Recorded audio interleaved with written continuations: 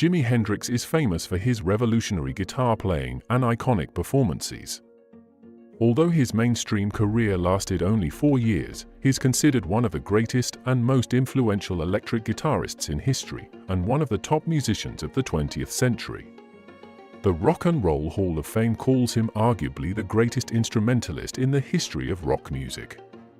But behind the scenes, Hendrix's life was full of secrets and surprises.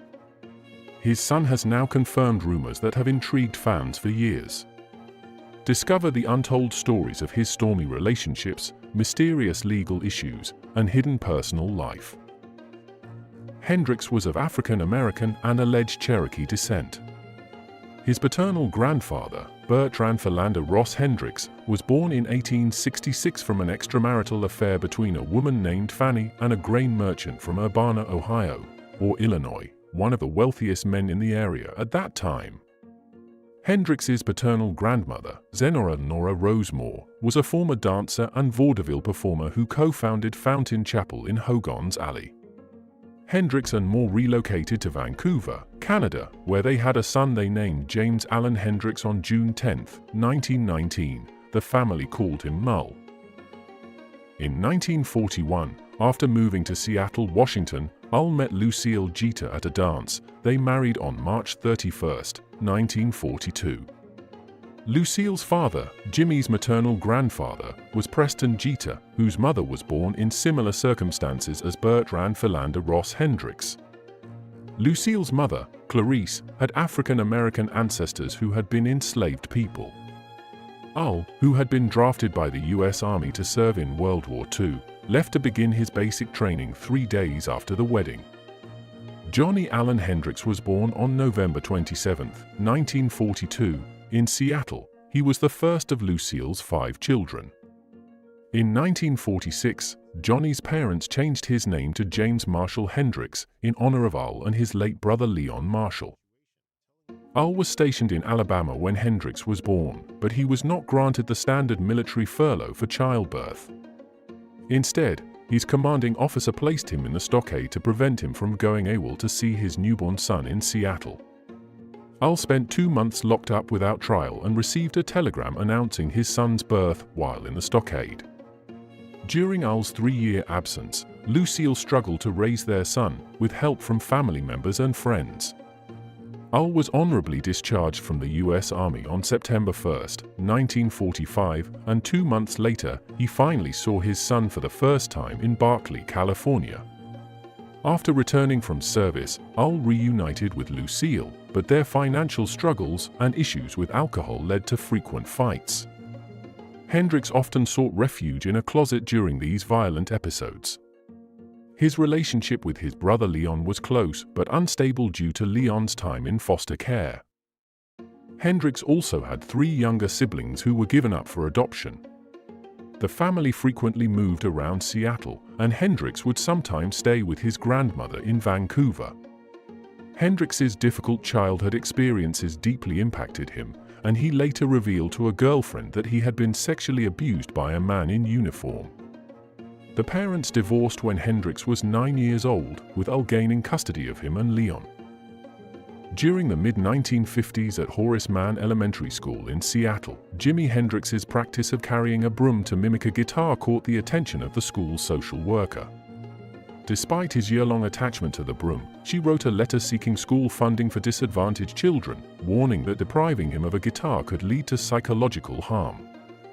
Unfortunately, her plea was unsuccessful, and Hendrix's father, Mull, refused to purchase a guitar for him. In 1957, while assisting his father with a job, Hendrix stumbled upon a ukulele in the trash at an elderly woman's house. She allowed him to keep the instrument, which had only 1 string. Learning by ear, he played individual notes, practicing along to Elvis Presley tunes like Hound Dog. Tragically, by the time Hendrix turned 33, his mother Lucille had succumbed to cirrhosis of the liver, passing away on February 2, 1958, due to a ruptured spleen. Mull, once again, failed to show compassion by refusing to take James and Leon to their mother's funeral. Instead, he gave them whiskey shots, claiming that it was the way men should cope with loss. In 1958, Hendrix finished his studies at Washington Junior High School and started attending Garfield High School, although he did not graduate from there. In 1958, at the age of 15, Jimi Hendrix bought his first acoustic guitar for $5 and dedicated himself to playing and learning from blues legends. He learned his first song, the theme from Peter Gunn, and had the opportunity to jam with friends. In 1959, he crossed paths with guitarist Billy Davis and formed a friendship that lasted until Hendrix's death in 1970. Hendrix realized the need for an electric guitar, and in 1959, his father purchased a white Supro Ozark for him. His first performance with this electric guitar didn't go well, as he was dismissed for showing off. He joined the Rocking Kings, and when his guitar was stolen, his father bought him a replacement.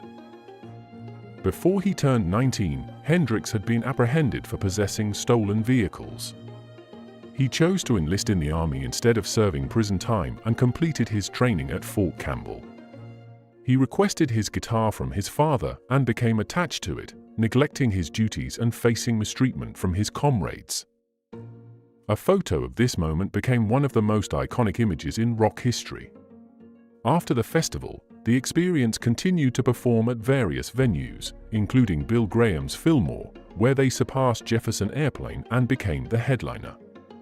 They also had a successful West Coast introduction and briefly opened for the Monks' American tour before leaving due to an unappreciative young audience. The second album by Experience, Axis, Bold as Love, showcases Hendrix's unique and creative use of microphonic and harmonic feedback in the opening track, EXP. The album also introduces experimental stereo panning, with sounds from Hendrix's guitar moving around the stereo image, creating a revolving effect. The title track and finale, composed by Hendrix, associate emotions with personas and compare them to colors. The song's coda includes the first recording of stereo phasing, adding to the ambitious nature of the composition.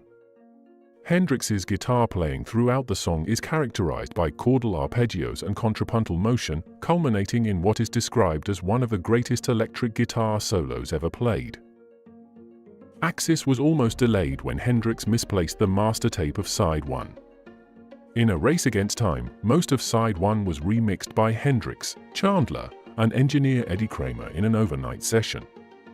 The lost mix of If 6 Was 9 could not be replicated, but fortunately, Redding had a tape recording that was smoothed out with an iron.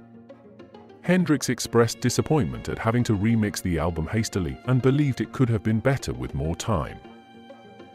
The cover art for Axis features a psychedelic depiction of Hendrix and the Experience as avatars of Vishnu. The album was released in December 1967 in the UK, reaching number 5 on the charts, and in February 1968, it reached number 3 in the US. While some critics considered it to be the least impressive Experience album, it marked a new subtlety in Hendrix's work. The recording process for the Experience's third and final studio album, Electric Ladyland, began in December 1967 and continued in April 1968.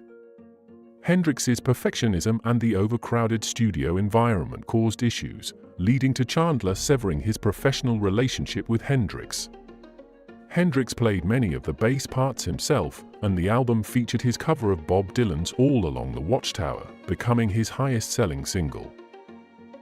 In January 1969, Hendrix performed on the BBC's Happening for Lulu show, where the band played a tribute to Cream. Despite the performance being cut short, it is considered one of their most relaxed. Hendrix then went on tour before his last European performances in London. Ultimately, Axis and Electric Ladyland showcased Hendrix's musical virtuosity and artistic growth, solidifying his status as a legendary guitarist.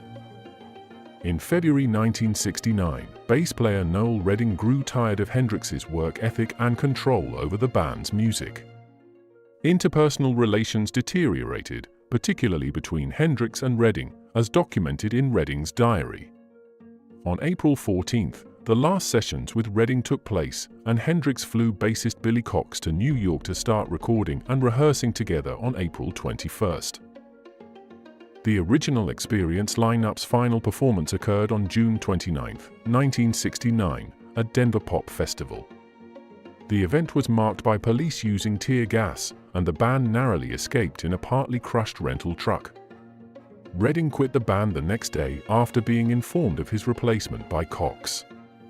He blamed Hendrix's plans to expand the group without his input and expressed his dislike for drummer Mitch Mitchell. After Redding left, Hendrix stayed at Ashokan House near Woodstock. Manager Michael Jeffrey arranged this accommodation to inspire Hendrix to write new material. During this time, Mitchell was unavailable for commitments made by Jeffrey. In 1969, Hendrix became the highest-paid rock musician in the world. He headlined the Woodstock Music and Art Fair in August, but the band rehearsed for a short time and never connected musically. Despite concerns, Hendrix drew a significant audience and closed the show. However, by the time the band took the stage, the audience had significantly decreased.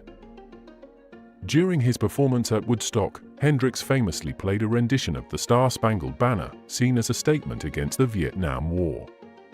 After Woodstock, Hendrix formed a new band called Band of Gypsies and recorded their only official live album. In 1970, Hendrix worked on material for his next album and embarked on the Cry of Love tour, including a performance at the Second Atlanta International Pop Festival. He also opened his own studio, Electric Lady Studios, in 1970. Hendrix's European tour was marked by his longing for his new studio. He gave his final concert appearance at the Isle of Femern Festival and traveled to London to discuss leaving his manager. 3 days after his final performance, Hendrix jammed at Ronnie Scott's Jazz Club, and less than 48 hours later, he tragically passed away. In July 1962, Hendrix made his way into a small club located in Clarksville, Tennessee, captivated by the live music that filled the air. He decided to take a break and have a drink, which ultimately led to him spending a significant portion of the $400 he had saved from his time in the Army. Reflecting on that day, Hendrix explained that he felt a sense of generosity and ended up giving money to anyone who asked. However, he left the club with only $16 remaining. It was during this time that alcohol began to have a detrimental impact on his life, causing him to experience bouts of anger and even occasional outbursts of physical violence. According to Roby and Schreiber, Hendrix's first encounter with LSD occurred when he met Linda Keith in late 1966. On the other hand, Shapiro and Glebik argue that he didn't use LSD until June 1967, during his attendance at the Monterey Pop Festival. Charles Cross, a biographer of Hendrix, recounts a conversation about drugs that took place in 1966 at Keith's apartment in New York. One of Keith's friends offered Hendrix acid, a street name for LSD, but Hendrix specifically requested LSD, displaying his lack of knowledge and experience with psychedelics. Prior to this incident, Hendrix had only sporadically used drugs such as cannabis, hashish, amphetamines, and occasionally cocaine. However, after 1967, he began regularly using cannabis, hashish, LSD, and amphetamines, especially while on tour. Cross emphasizes that few celebrities were as closely associated with the drug culture as Jimi Hendrix. During instances when Hendrix consumed alcohol excessively or combined drugs with alcohol, he often exhibited anger and violence. According to his friend Herbie Worthington, Hendrix's behavior would drastically change, with Worthington describing him as becoming unpleasant. Another friend, Sharon Lawrence, noted that alcohol would trigger a hidden anger and destructive rage in Hendrix that was rarely seen otherwise.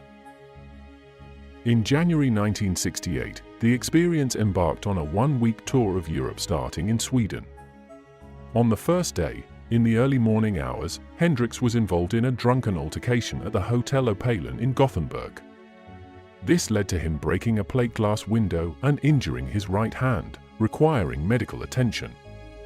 Subsequently, he was arrested, released on bail, and later fined after a court appearance. In 1969, Hendrix rented a house in Benedict Canyon, California, which was later burglarized.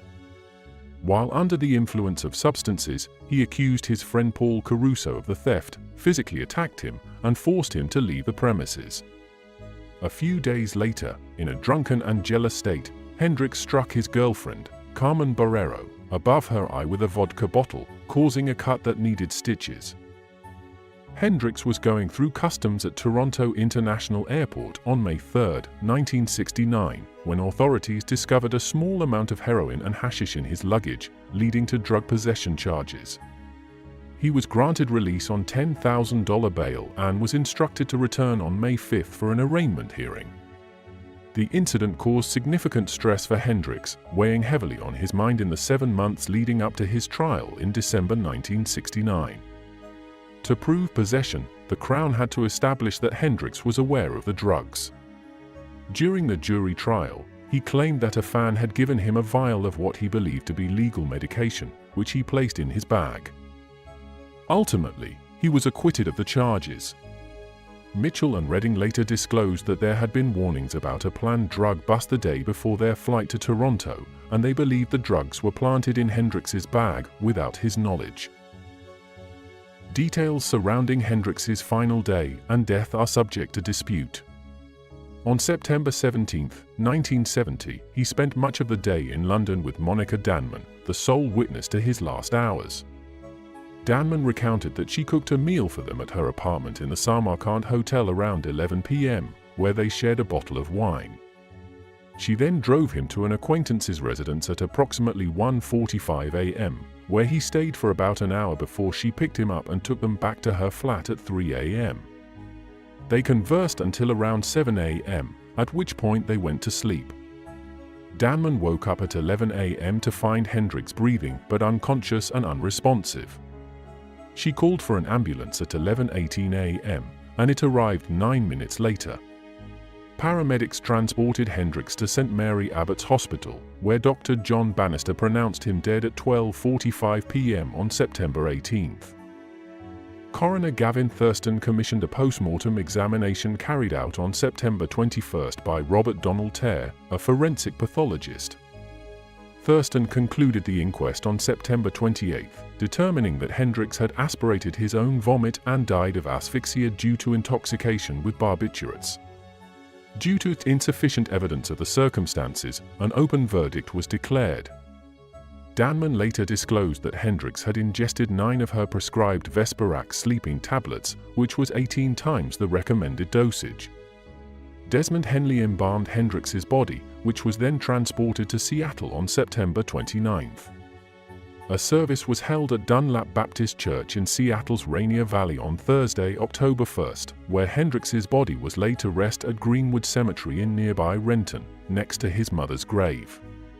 The funeral was attended by over 200 people, including family and friends who arrived in 24 limousines, as well as notable figures such as Mitch Mitchell, Noel Redding, Miles Davis, John Hammond, and Johnny Winter. Hendrix is frequently mentioned as a member of the 27 Club, a group of musicians who died at the age of 27, alongside Brian Jones, Alan Wilson, Jim Morrison, and Janis Joplin during the same period.